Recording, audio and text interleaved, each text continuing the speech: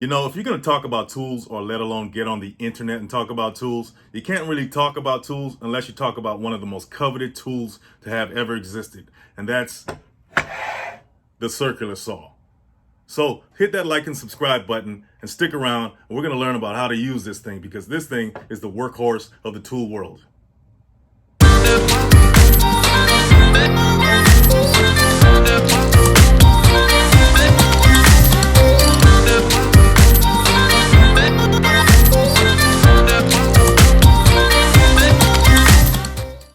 Okay, let's talk about some of the basic parts of the circular saw. Here you have the handle and the power trigger. That's this right here. And you also have a secondary handle on the top right here to help you guide the saw along as you push it. This is the blade guard, and you have the handle for it that you can retract to expose the blade to the material that you're going to cut right before you cut it. And if you notice, this portion of the blade guard, the one that first contacts the material, is curved right here. So for example, when let's pretend you're going to cut this piece of wood, it allows it to slide along and cut through the wood without getting stuck. Here you have the depth control knob right here. This controls the depth of the blade, how deep you want the blade to cut into your material. So right now it's set at about 2 inches. And of course that's not recommended. It's recommended that you set it about 1/4 of an inch into your material. This is called the shoe.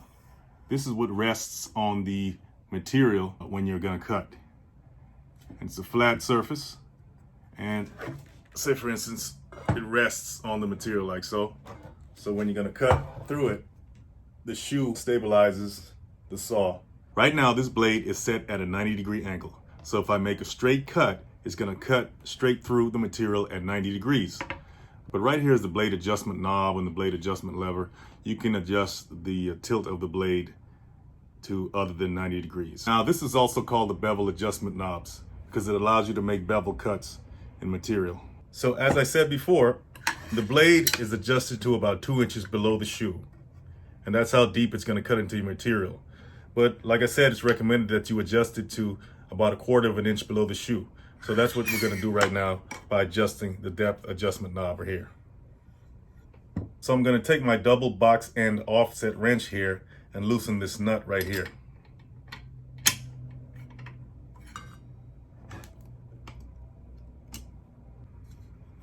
Then I'm gonna take the shoe, pull it down to about 1/4 of an inch on the depth adjustment gauge, which is about here. And then I'm going to tighten the knob.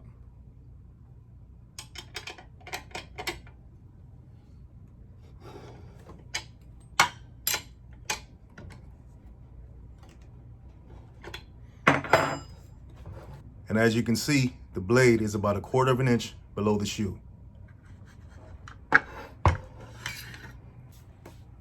Okay guys, let's put this thing to work and see how it goes.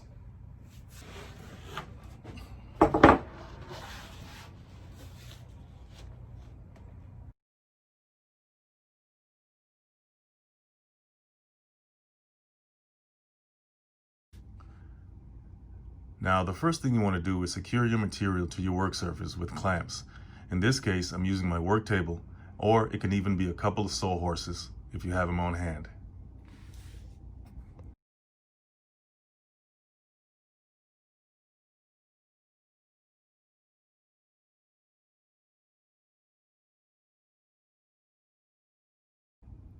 Then you want to take a speed square and a straight edge, if necessary, to mark the line you want to cut.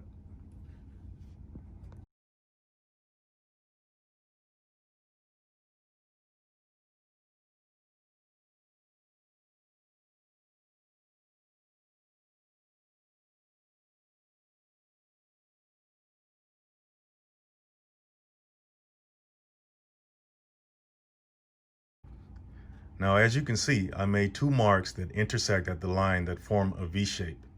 This will help to make sure that my cut mark stays on the line. If you have a long way to cut, it doesn't hurt to make a couple of these V markers as you go. Okay, a couple of things to note here. You see those notches in front of the shoe right there? Those are the guides that you're recommended to follow as you cut. But they're not very reliable, especially when they get covered with sawdust or say the shoe is bent out of shape for some reason. So it's recommended that you follow the blade as it cuts along the line. You keep your eyes on the blade and the line as you cut to make sure that it stays there. Also, you want the blade to be on the scrap side of your material.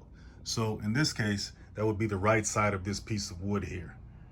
So as you can see, the blade is on the scrap side of the line, and that's where you want it when you cut.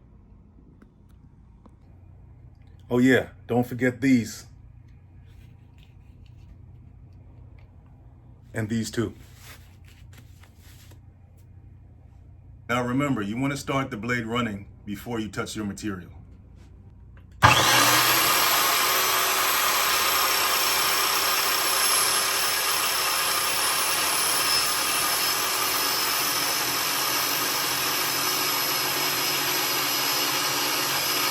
Just like any other bladed power tool, you don't want to force it as you go along the line. You just want to push it enough to let the blade do the work. Otherwise, you can cause damage to the machine and the material itself.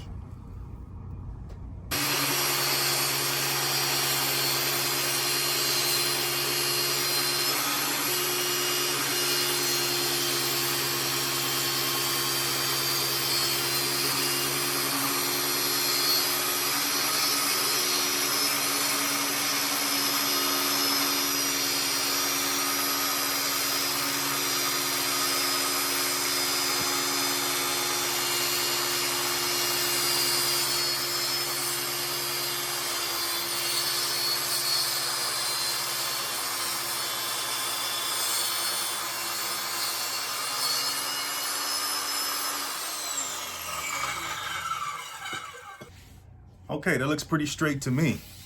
There's two types of cuts when it comes to using a circular saw. I know you guys can't see it from here, but the grain of this wood runs this way.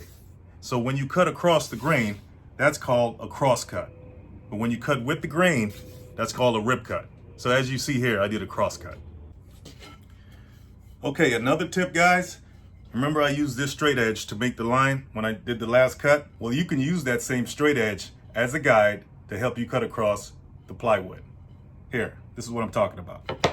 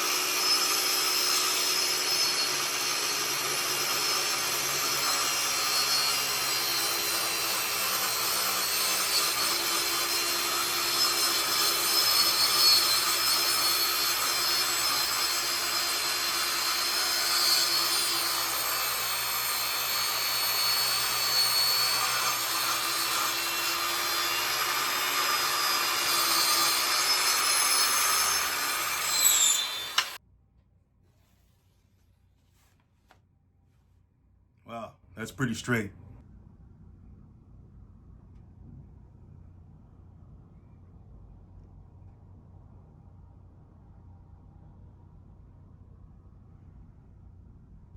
Okay, now this is the nut that you tighten or loosen to replace or install a new blade. Now this is an older model that does not have a spindle lock to hold the blade in place while you loosen the nut with the wrench to take the blade out. So what you would have to do is hold the blade in place with your hand, preferably with a glove on your hand, and loosen the nut with your wrench. But there's a better way, a safer way that you can do this. So if you have a vice grip in your shop or at home, or a clamp, just take the clamp and place it on the blade like that and tighten. Okay? And take your wrench and loosen the nut. Now remember, nuts on these machines, they loosen clockwise and they tighten counterclockwise. I know, that's just how they're made. So I'm just gonna loosen it. I'm not gonna take the blade all the way out. I just wanna show you guys for illustration purposes. So you take your wrench and you turn it clockwise to loosen the nut.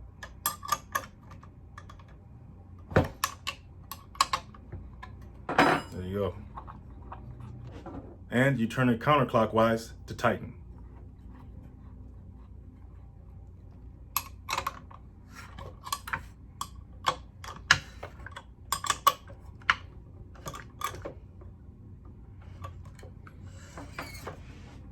So as you see, no hands on the blade, only the wrench. So if you have an older model saw, or you pick one up at a yard sale somewhere and it doesn't have the spindle lock, you can use this method and you'll be just fine. Hey guys, if you learned something today about circular saws, go ahead and hit that like and subscribe button and leave a comment. We love comments over here at Caliber 8. And stay safe, and I'll see you in the next video.